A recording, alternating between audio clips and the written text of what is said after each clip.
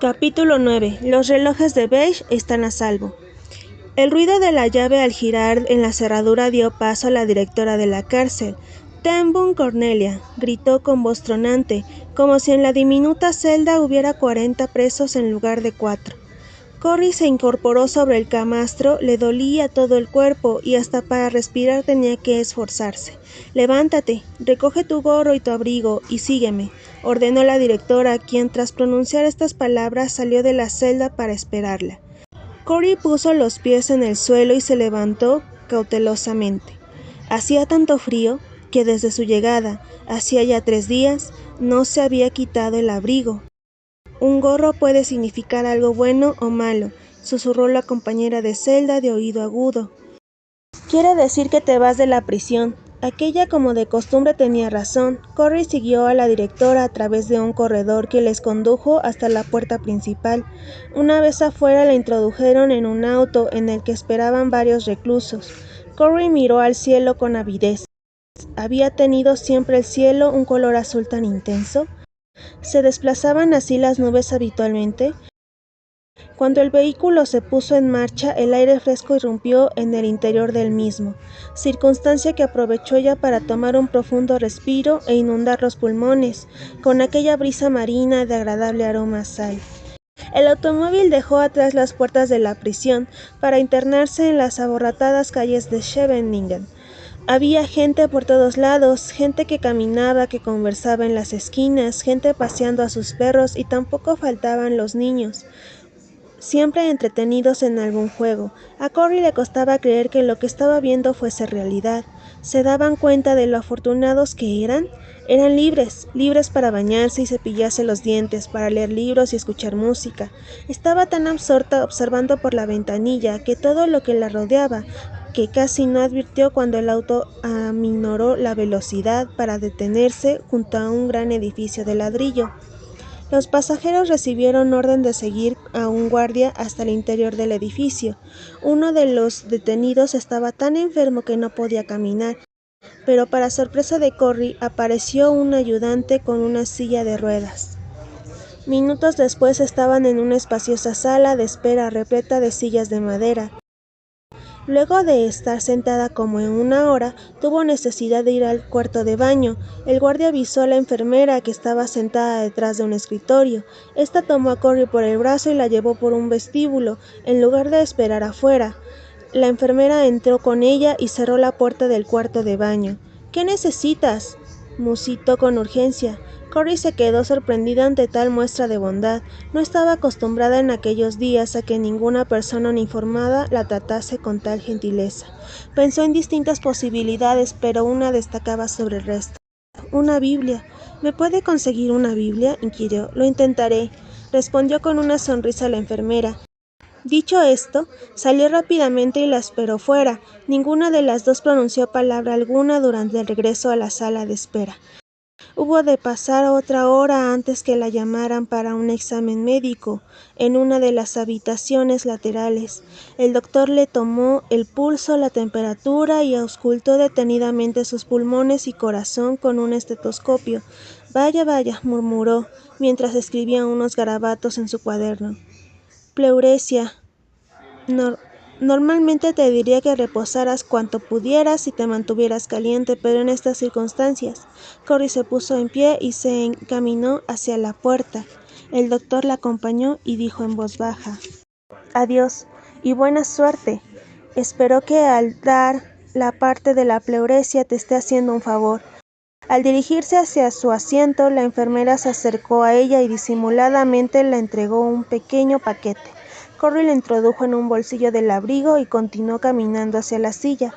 Poco después, los detenidos fueron nuevamente escoltados hasta el auto.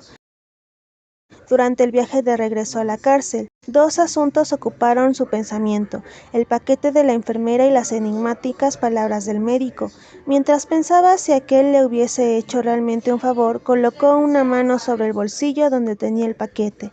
¿Le reportaría algún beneficio a aquella enfermedad?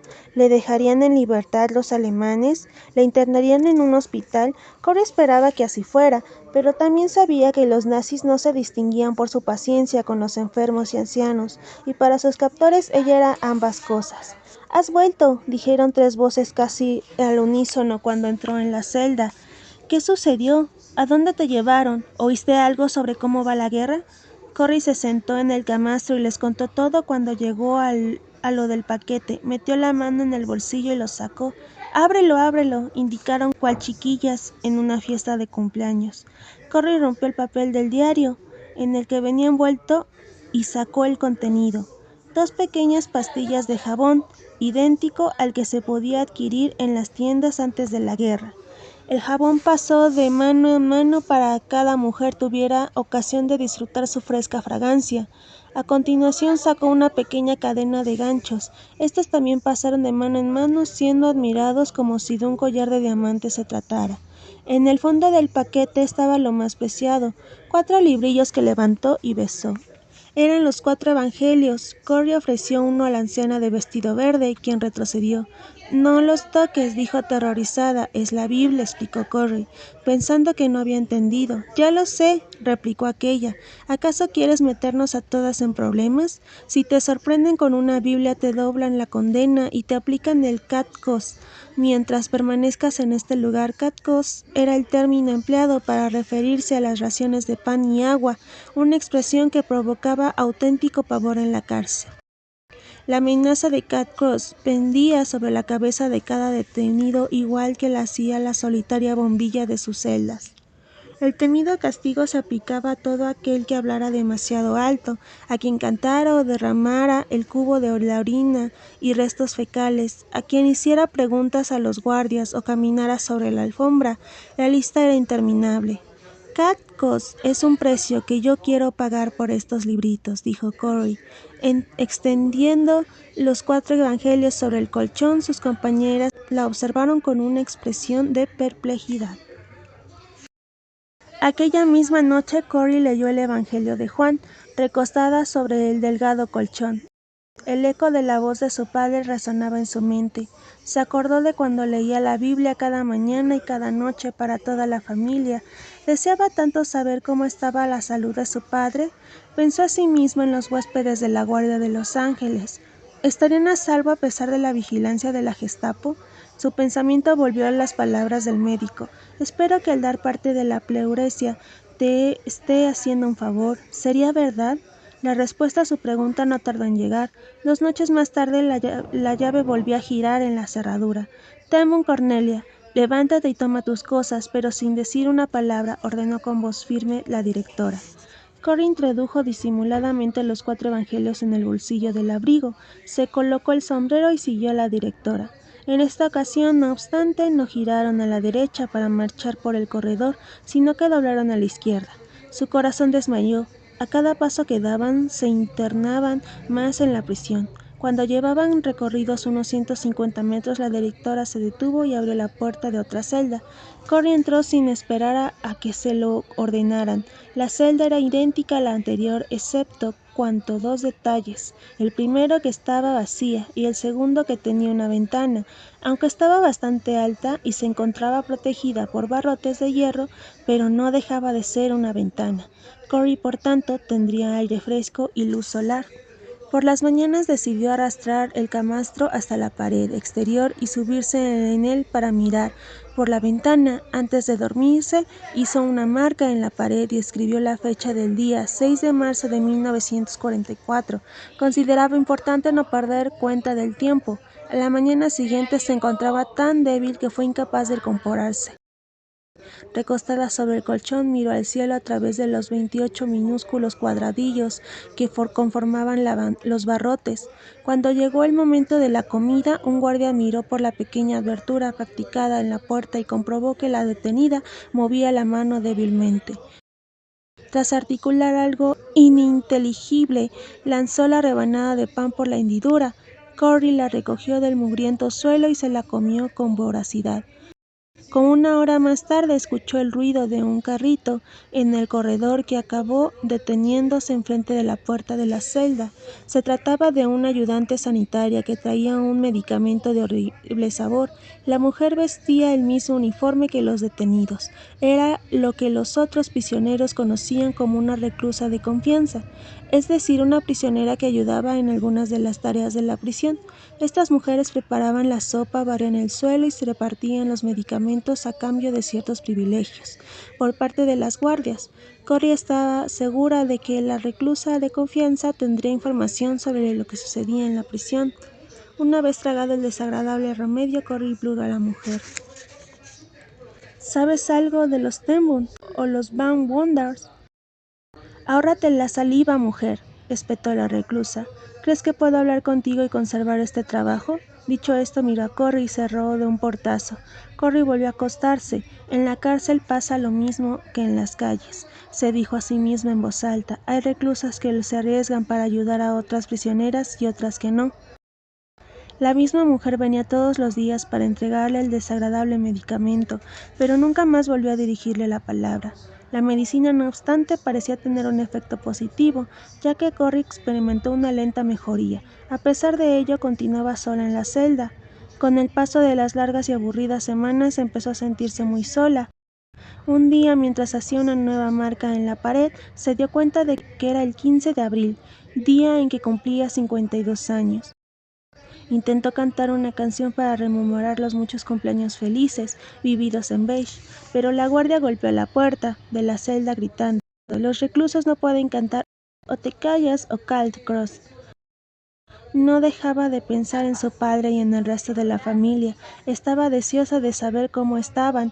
La respuesta en parte vino como consecuencia de otro cumpleaños, el de Adolfo Hitler, quien 5 días después, el 20 de abril, cumplía 55 años.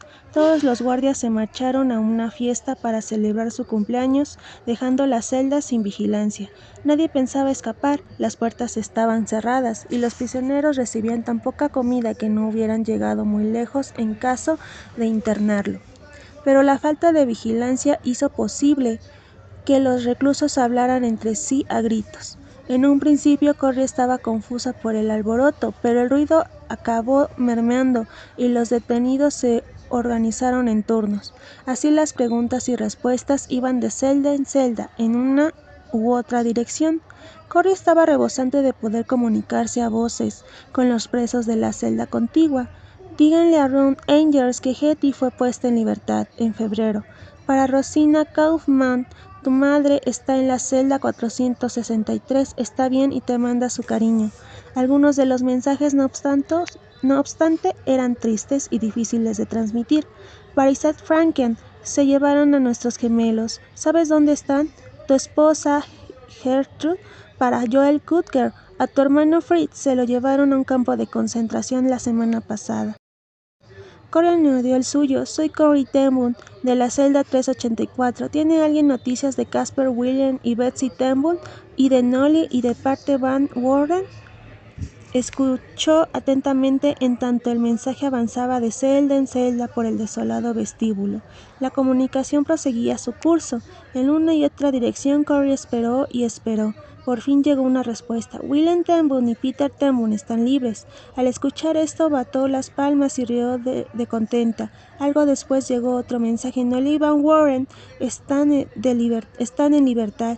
Su ánimo se robusteció. Tal vez toda su familia estuviera ya libre, pero el siguiente mensaje desinfló el globo de su esperanza. Betsy Ten Boom, de la celda 314. Díganle a mi hermana que Dios es bueno. Así era Betsy. Confiaba en Dios y por muy difíciles que fueran las circunstancias, el flujo de información continuó. Se pasaron noticias sobre cómo iba la guerra. La aviación británica había bombardeado el edificio del Archivo Público en La Haya, destruyendo muchos documentos importantes de los nazis. Los americanos, por su parte, iban ganando terreno a los japoneses en el Pacífico. Finalmente, el murmullo de las voces se fue apagando hasta quedar la prisión en el más absoluto silencio. Corrie se sentó en el camastro y meditó en las noticias que había escuchado.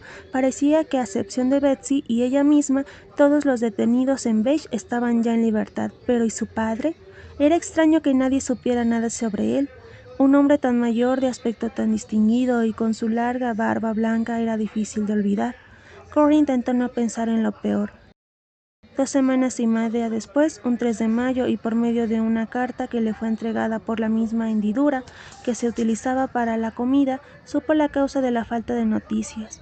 Había esperado tanto para recibir noticias de su familia, y ahora que disponía de ellas no se atrevía a leerlas.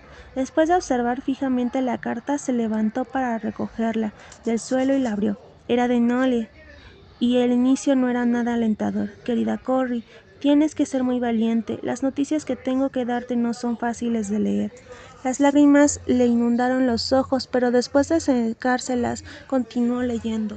Nuestro padre apenas estuvo 10 días en la prisión antes de morir. Ahora está con el Señor.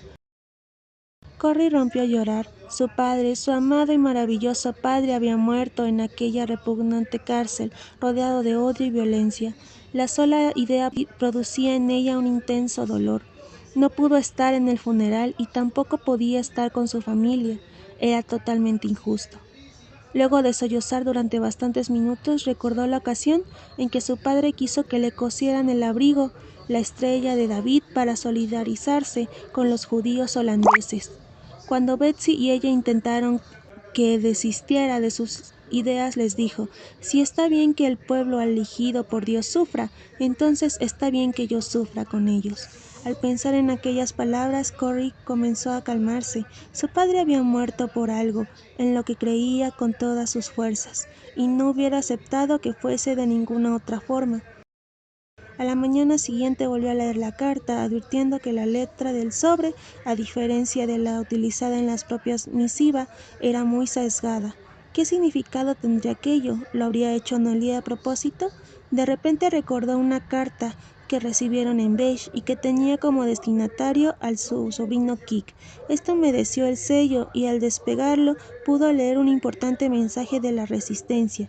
Con las manos temblorosas, Corrie sumergió el sobre en la palangana y efectivamente, cuando despegó el sello, vio un pequeño mensaje escrito con letra diminuta que decía: todos los relojes de Beige están a salvo. Era un mensaje cifrado, pero ella sabía su significado exacto. Una vez más volvió a sollozar, pero en esta ocasión eran sollozos de alegría. Todos los huéspedes de la Guardia de los Ángeles estaban a salvo. Por primera vez desde cuando fue detenida sentía en su interior algo que no era miedo ni pánico.